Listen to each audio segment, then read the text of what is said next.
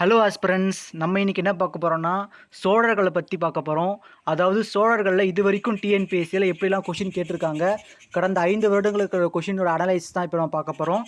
So கடைசி வரைக்கும் சோழர்கள் கொஷின்ஸை பாருங்கள். முதல் கொஷின், கால வரிசைப்படி சரியானவற்றை தேர்ந்தெடுக்க அப்படின்னு கேட்டிருக்காங்க. இதுக்கான சரியான ஆன்சர் ஆப்ஷன் டி தான். முதல்ல பார்த்தீங்கன்னா முதலாம் பராந்தகன் வருவார், அடுத்து முதலாம் ராஜராஜன் வருவார், அப்புறம் ராஜாதிராஜன் வருவார், அதுக்கப்புறம் முதலாம் குலோத்துங்கன் வருவார். Option D is A correct answer. அதுக்கப்புறம் கரிகார் சோழனின் இயற்பெயர் என்னன்னு கேட்குறாங்க. திருமாவளவன். திருமாவளவன் என்பது தான் கரிகார் சோழனின் இயற்பெயர். நல்லா ஞாபகம் வச்சுக்கோங்க, திருமாவளவன். அடுத்து, கரிகாலனுக்கு திருப்புமுனையாக இருந்த போர் வெண்ணிப்போர். வெண்ணிப்போரில் தான் அவர் கால் கரியாயிடும், அதனால தான் அவருக்கு கரிகாலன் அப்படின்னு பேர் வச்சுருப்பாங்க. இந்த ஹிஸ்ட்ரியால் தான் அவருக்கு வெண்ணிப்போர் ஒரு மிகப்பெரிய ஒரு திருப்புமுனை. வெண்ணிப்போரில் அவரை யாரை எதிர்கொண்டு போரிட்டாருன்னு கீழே நீங்கள் கமெண்ட் பண்ணுங்கள். அடுத்த கொஷின் போயிடலாம். அதுக்கப்புறம் பார்த்தீங்கன்னா, கரிகால் சோழனின் காவிரியின் குறுக்கே கல்லணையை கட்டியவர் யார்? கரிகால் சோழன் காவிரியின் குறுக்கே கட்டிய அணையின் பெயர் என்ன? கல்லணை தான். இது எல்லாருக்கும் ஈஸியான கொஷினுங்க. இதுவும் டிஎன்பிஎஸ்சியில் ப்ரீவியஸில் கேட்டிருக்காங்க 2022. அடுத்த கொஷின் பார்க்கலாம். சோழ அரசின் மூத்த மகன் டேஷ் என அழைக்கப்பட்டார், யுவராஜன் என அழைக்கப்பட்டார். Option A is A correct answer. Thiruppurambiyam போரில் நேரடியாக பங்கு கொண்ட சோழ மன்னர் யாருன்னு கேட்குறாங்க. ஆதித்ய சோழன். ஆதித்ய சோழன் தான் நேரடியாக பங்கு கொள்வார். சிதம்பரம் நடராஜர் ஆலயத்துள் கூரைக்கு பொற்கூரை வேந்தவர் யார்? அதாவது பொன் வேந்த சோழன் இவர் சொல்லுவாங்க. அவர் தான் முதலாம் பராந்தகன். மதுரை கொண்டான் என்ற புகழப்பட்டவர் அதுவும் முதலாம் பராந்தகன் தான் ஆன்சர். மதுரை கொண்டான் முதலாம் பராந்தகன். அடுத்து, எந்த காலகட்டத்தில் 4 கையுடன் கூடிய நடராஜனின் வெண்கல சிலை சின்னங்கள் வார்க்கப்பட்டன அப்படின்னு கேட்குறாங்க. சோழர்கள் காலத்தில் தான் வார்த்து இருப்பாங்க. அதாவது செப்பு திருமணிகளின் காலம்னு சொல்லுவாங்க. அதாவது அந்த கான்செப்டில் படித்தாலே நம்ம இதெல்லாம் அந்த கொஷின்லாம் போட்டிருக்கலாம். செப்பு திருமணிகளின் காலம் சோழர்களின் காலம். சோழர்களின் ஆட்சியில் கூற்றம் என்பது என்ன? பல கிராமங்கள் கொண்ட தொகுப்பு தான் கூற்றம்னு சொல்லுவாங்க. சத்தியம், சிவம், சுந்தரம் என்ற வார்த்தைகள் எந்த மொழியிலிருந்து எடுக்கப்பட்டதுன்னா சமஸ்கிருத மொழியிலிருந்து எடுக்கப்பட்டது. பிற்கால சோழர்கள் காலத்தில் இறையிலி என்பது வரி இல்லாத நிலத்துடன் தொடர்புடையது. Option A is A correct answer. பின்வரும் துறைமுகங்களில் சங்ககால துறைமுகம் இல்லாத நகரம்னு கேட்குறாங்க. Option D Uraiyur is A correct answer. தமிழ்நாட்டில் கண்டுபிடிக்கப்பட்ட சோழர்களின் ஆரம்பகால செப்புத்தகடு கல்வெட்டுகள். ஆரம்பகாலன்னு கேட்குறாங்க. அப்போ திருவாலாங்காடு செப்புப்பட்டியம் தான் சோழர்களோட ஆரம்பகால செப்புப்பட்டியம். Option A is A correct answer.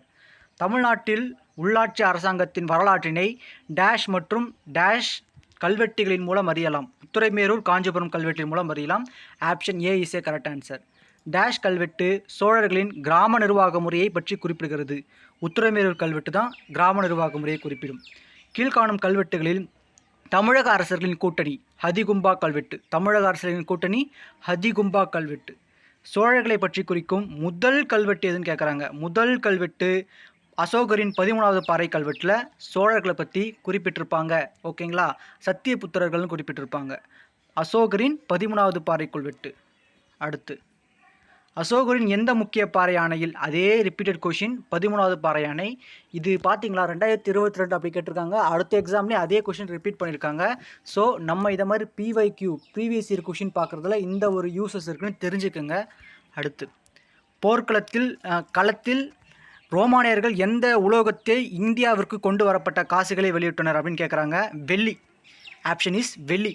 வெள்ளி இஸ் ஏ கரெக்ட் ஆன்சர். ரோமபுரி பேரரசு உருவாவதற்கு முன்பிருந்தே மலபார் கடற்கரைக்கும் அரேபியருக்கும் இடையே வியாபார தொடர்பு இருந்தது என கூறியவர் ஏபி இப்ராஹிம் குஞ்சி. பேரரசர் அகஸ்டஸ் காலத்திலேயே ரோமாபுரிக்கும் தென்னிந்தியாவுக்கும் வணிக தொடர்புகள் இருந்தது என்பது ரோமாபுரி நாணயங்கள் கவனத்துடன் படித்த பிறகு இக்கூற்றினை வெளிப்படுத்தியவர் யான்னு கேட்குறாங்க. இக்கூற்றினை வெளிப்படுத்தியவர் திரு ஆர் சேவல் அப்படின்ற ஒரு நபர் தான் வெளிப்படுத்தியிருக்கார். எந்த இடத்தில் சங்ககால சோழர்களின் காசுகள் தொல்லியல் அறிஞர்களால் கண்டுபிடிக்கப்பட்டதுன்னு கேட்குறாங்க. தொல்லியல் அறிஞர்களால் எந்த இடத்தில் கண்டுபிடிக்கப்பட்டது? Arikamedu is the answer. Arikamedu. சோழர்களின் காசுகள் அரிக்கமேடு.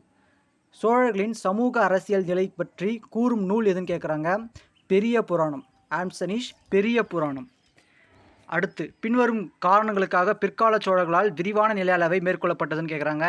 விவசாய நிலைகளை அளப்பதற்காக, பல்வேறு படிநிலைகளின் நிலத்தை வகைப்படுத்த, நில உரிமைகளில் மோசடிகளை தவிர்ப்பதற்காக, வணிக குழுக்களை ஆதரிப்பதற்காக. எல்லாமே ரைட்டு தான். சரியா தவறுதான்னு கேட்குறாங்க, எவை சரியானவை கேட்குறாங்க. எல்லாருமே right. Option D is A correct answer. சீன அவைக்கு முதலில் தூதுக்குழி அனுப்பிய சோழ மன்னரின் பெயரை குறிப்பிடுக. சோழ மன்னரின் பெயரை குறிப்பிடுகனா முதலாம் ராஜேந்திர சோழன் இஸ் ஆன்சர்.